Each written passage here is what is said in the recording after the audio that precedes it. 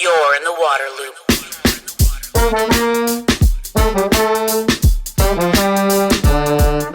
Waterloop. Welcome to Waterloop, the nonprofit news outlet that explores solutions for sustainability and equity in water. I'm the host, Travis Loop. This is episode number 230, Storytelling Advice from a CNN Correspondent.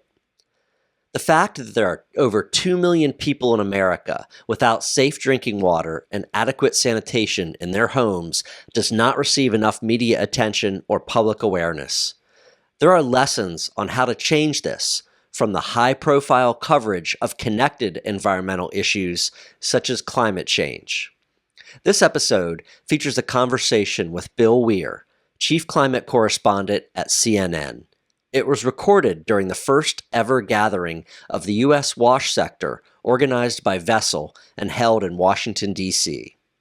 Bill shares his experiences and observations reporting at the nexus of climate and water. He also discusses advice for working with the media, the importance of storytelling, and the value of focusing on solutions. Bill, could you talk about your role at CNN, the creation of this climate desk, and just what your work is on a day-to-day basis? I'd be glad to. Thanks for having me, Travis. Good to meet you. I love the work you're doing. Thank you. Evangelizing for the stuff of life. We need that. I came to this through a very circuitous way. I started in sportscasting, actually, but started in network news about 20 years ago at ABC News, and had the great fortune of just getting a passport and an expense account and say, go explore China or India, and seeing how the rest of the world really lives, the developing world, and the things I take for granted, sort of at the bottom of the pyramid of needs. People think that's what they have to think about every morning when they get up, right?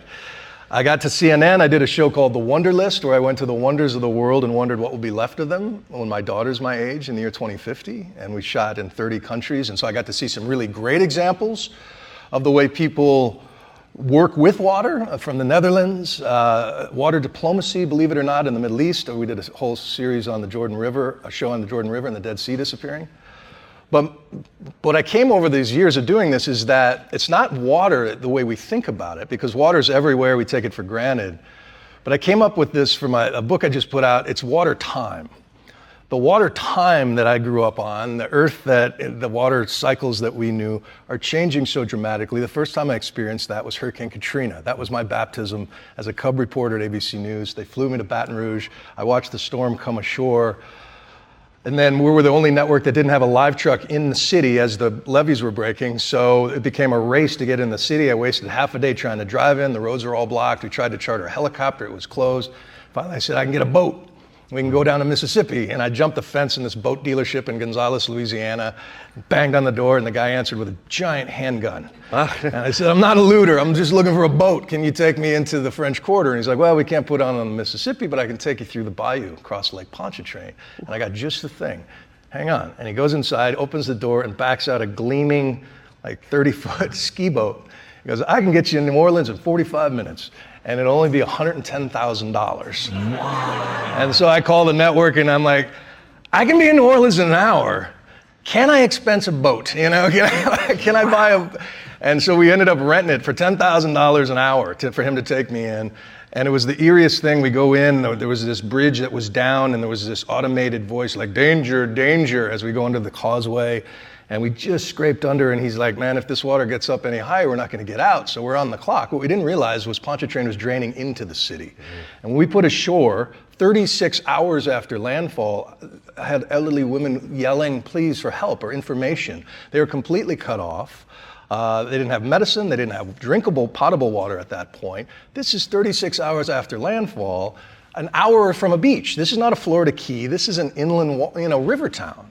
So water time changed there. You have this false sense of we know what's coming, and the water time in that tragedy, as of man-made proportions, is that days after the storm, people were dying in their attics from the heat, and we didn't think about the infrastructure for an event like that. Then I start covering more storms through the years. I was in Puerto Rico for Hurricane Maria, and visited people drinking out of pipes, that they had rigged up, coming out of creeks up in the mountains. What they needed were pumps more than anything, but what does FEMA do? They bring in literally runways full of bottled water. that with no plans to distribute it. And so I went back a year after Maria to do a follow-up story on what the real mortality cost of that storm was. And the bottled water was still on that runway. Wow. Sitting there in the blazing sun, right? So our capacity for imagining the worst that can happen, we lack that. We lack the capacity to think about better solutions that don't involve runways full of bottled water, not to mention the 1.3 billion bottles of water that are sold every day around the world. So there's that big piece of it, and then you go to, and then I can cover a tragedy like Hawaii, the Maui wildfires. I was there for that, and that's a water story that goes back to Captain Cook, and the way that ecosystem was altered to, for plantations and just turned to tinder by human decisions, and was once the Venice of the South Pacific, was once the lush capital of the Kingdom of Hawaii, turned into a wildfire zone. And so it's so connected in so many ways, and the fact that there are 2 million people without access to water in this country is a travesty, but it's the story, right? And it's the 350 million Americans who take their water for granted that you have to reach on a different level of storytelling to get them to care about those 2 million. Yeah, and we'll dig into kind of the tactics there and that storytelling side a little bit. I want to keep going on your reporting here. One of the things that we all say a lot is climate change is water change. They're just linked. And then could you kind of react to that phrase? Sure.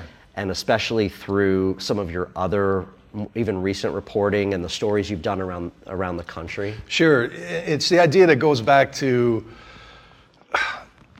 it's really hard. And I think the psychology of the climate story is something that we're barely scratching the surface on. But to come to grips with the idea that the Goldilocks Earth that you and I grew up on is gone. It's been replaced with something else, a different set of physics, and we don't really know how things work on this new planet we've made by accident, and then a lot by accident, a little bit by greed, right? And so you look at what has happened to this pendulum of water cycles where we have whiplash, especially out in California. So I find myself doing a lot of stories in places that I really love. California, Florida, California or the Colorado River. We did a whole episode of that on the Wonder List. When you realize that the 80 million people and their lawns and cows and hot tubs depend on that one river coming out of the melt in Colorado, how all of those lives, all of those decisions are connected in that way.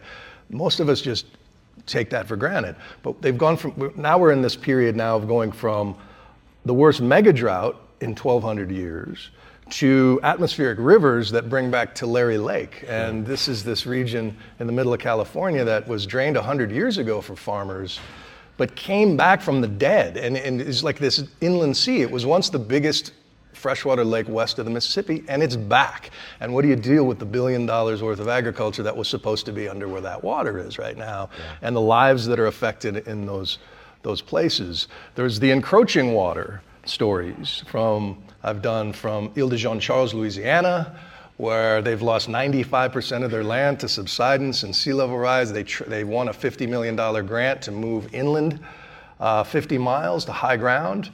Most people don't want to leave. They don't want to leave their house until the waves are really lapping at the door. They don't trust the government for obvious reasons. They see it as a land grab, and there's just a sense of place. And so the idea of managed retreat is just not in the American vocabulary. That's a tough sell. It's a tough sell to leave everything you know.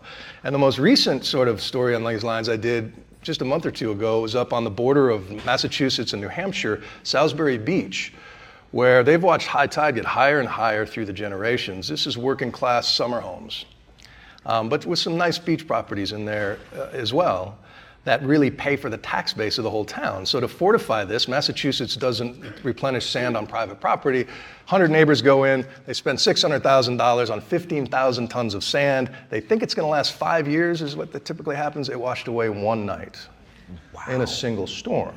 And so I go there to talk to the folks about what they think of this, and the real estate agent who organized the sand purchase says, I'm not really a climate change guy. I don't buy that stuff. They told us that this would be gone, in the 80s, and we're still here. And I'm like, well, is it going to cost $1 million a year in sand to keep it here? He's like, hey, that's what it takes. But so the psychology of this gentleman versus his neighbor who says, I used to not believe in that global warming stuff, but now if you just play it out, we're not here in a generation. The way people are cycling through that will change the way that particular town adapts. You know, maybe the denialists will stay longer and fight harder, and maybe you need some of that, you know, to keep a community together.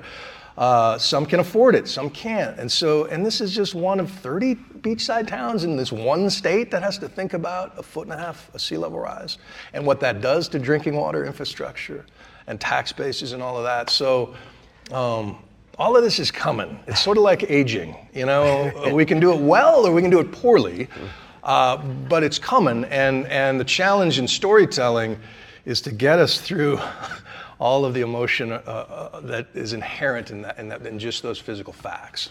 Well, this is really kind of, I guess, putting you on the spot to ask about these 2 million people in the US. And from your perspective, any idea why this would not be getting more media attention or be in the public awareness to a greater degree? Because those are mostly powerless communities, you know, historically. You know, whether it's the pipes in Flint, and there's a bunch of, as probably everybody here knows, there are little Flints everywhere in terms of, you know, lead pipes and that have to be taken care of. The Navajo Nation is a crime in so many ways. And so these are typically voiceless folks who just don't have the representation or the juice behind them to get it done. In Hawaii, it's, you know, what happened around Lahaina is the native Hawaiians are struggling with that right now. And their argument is if we live in harmony with the water systems that kept our ancestors alive, everybody profits, everybody benefits from that. So I think it comes down to that, and also the fact that globally, 1 in 3 human beings do not have access to a clean sip of water. That's cold comfort to a kid on the Navajo Nation or a mom, you know, somewhere in a place without any infrastructure. But the need is so great around this space, and so much good can be done. Yeah, so let's shift to tactics. You've got a long career in media, including in kind of local news and all these pieces. What would your advice be, and we'll keep going into this, for how these organizations and this space should be approaching media outlets and trying to get attention? Okay. Well, I'm going to give you just a 2-minute storytelling seminar.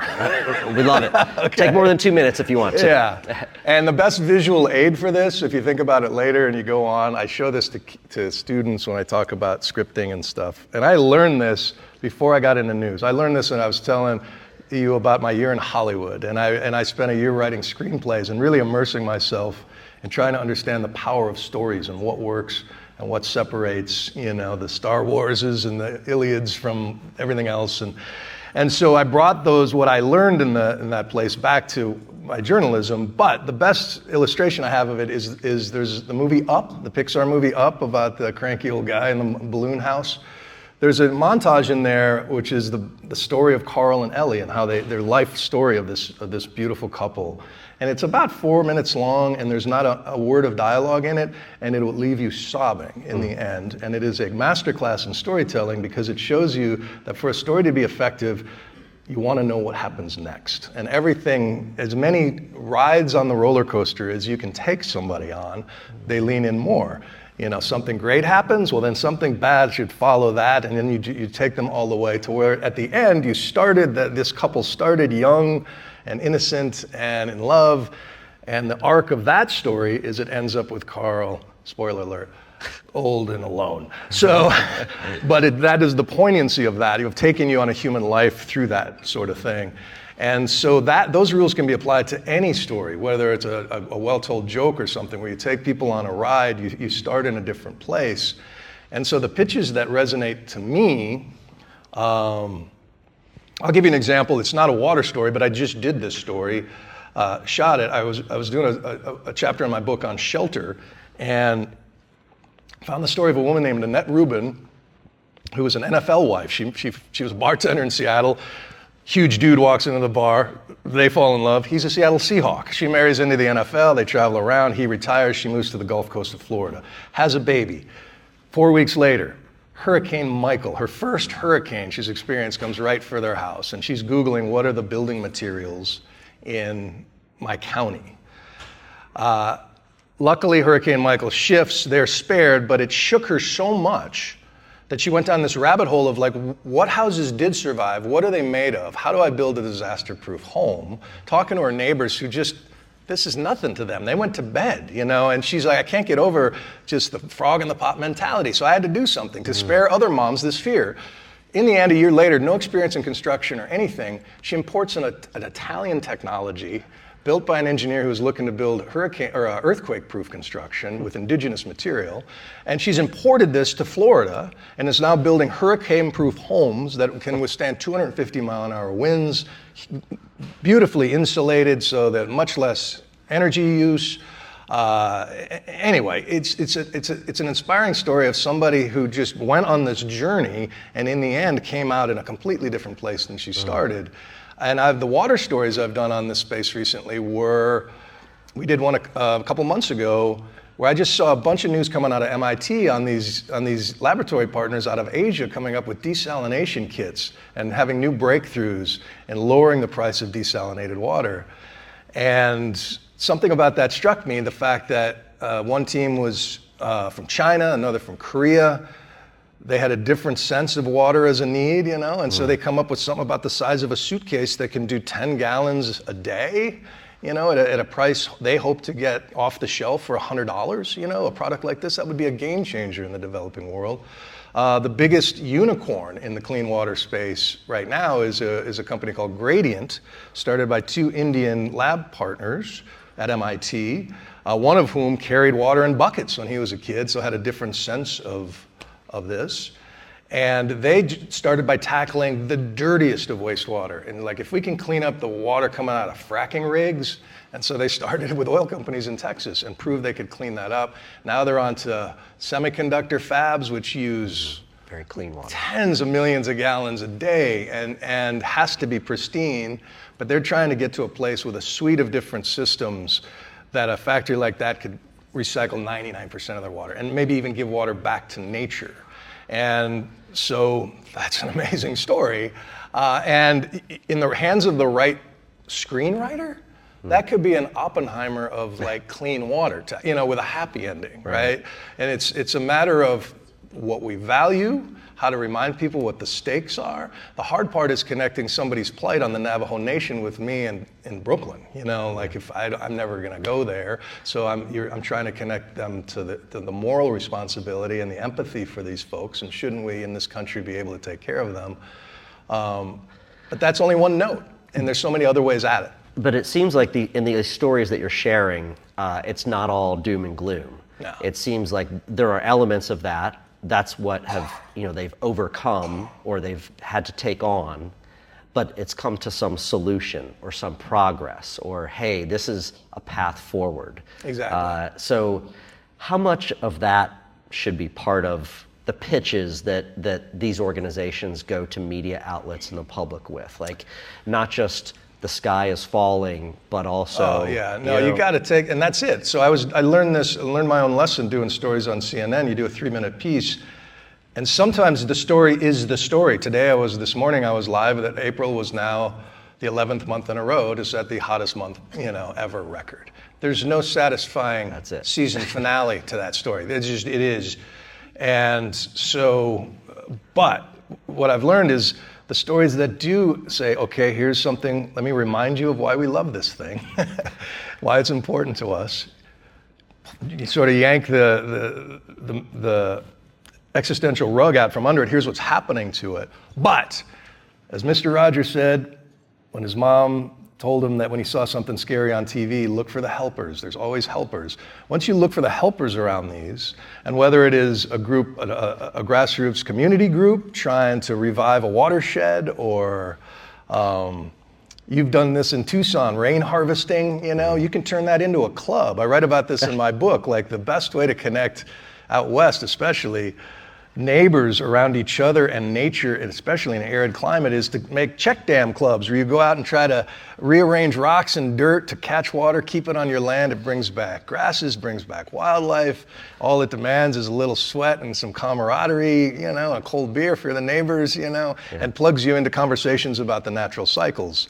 And so those kinds of stories, you interviewed the guy from Tucson who they would on the weekends cut the curbs illegally, so rainwater wasn't pouring down the sewer pipe and was actually going into people's yards and creating living sponges. Yeah. I love that story. Yeah. And it worked so well that the city then had to come do it for real.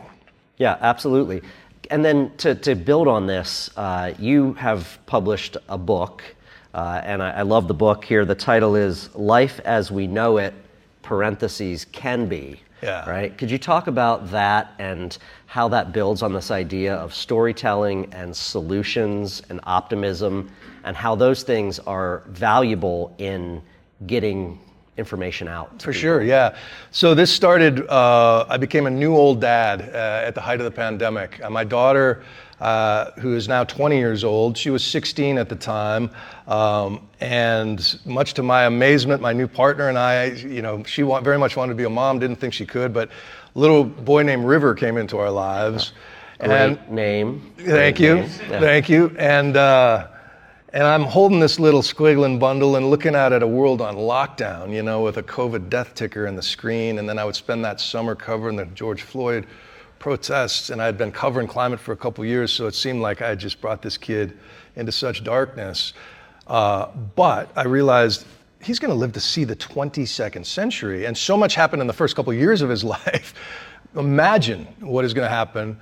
And so where should he live? And so the book started with an apology to him. Sorry about the way we broke your sea and sky. But also I've been looking for helpers and ideas and from the basic fundamentals. And it's based around Maslow's hierarchy of needs. So I just started at the bottom, like, where should you live temperature-wise? What kind of shelter will this generation have to think about? What will water look like? What will our food supply look like? And just working my way up through the love and esteem needs, which in the end I argue that I've seen it from the happiest, healthiest communities around the world, from the blue zones in Greece to Vanuatu in the South Pacific.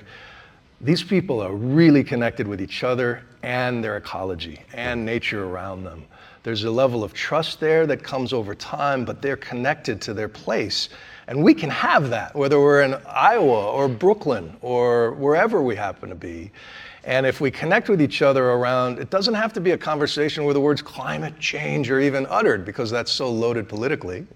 It can be a conversation about, isn't it amazing how New York Harbor was an open sewer 50 years ago, and we just had a humpback whale next to Times Square because thanks to the Clean Water Act. It could be conversations around hiking trails, fishing holes, sources of water, your public utility, and getting plugged into that. One of my favorite examples of storytelling is the Northwest Ohio Sewage District, who has this amazing Twitter following. I follow them because they're really funny, and they engage with the community around the bottom of the pyramid in just a very human and connected way. So you don't feel like just a customer or just a pipe in a big labyrinth of infrastructure.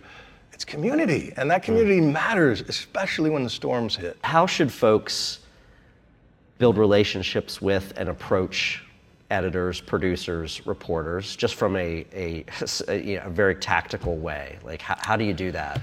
I could show you. I get maybe 5,000 emails a day or something. I mean, just obviously there's blasts and all in that, and so, but I found the woman I just told you about, Annette Rubin and her company through a press release, an email, and the people who, and a lot of times you're just scanning through, and I won't use that idea for a year, so don't give up. But I think use as many different crayons in the emotional toolbox, right? You can do the origin, let's root for the innovator.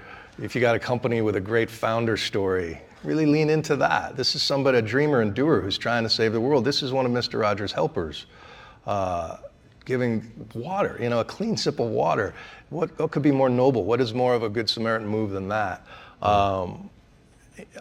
It could be around gee whiz technology, and like, did you know that there's a company here that can pull water out of the desert sky, And, or it could be about concern and, this is a very real threat to this community. Here's why you should pay attention.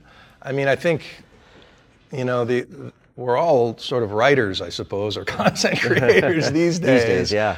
And so don't be afraid to play around and with, don't send the same press release out, mix it up, see what works. Yeah. Well, Bill, through Vessel and all of these organizations, we've got lots of water-related climate stories for you. I'll take them. But thank you so much for coming here to DC and being part of this conversation. My pleasure. Thanks for having me. You're in the water loop.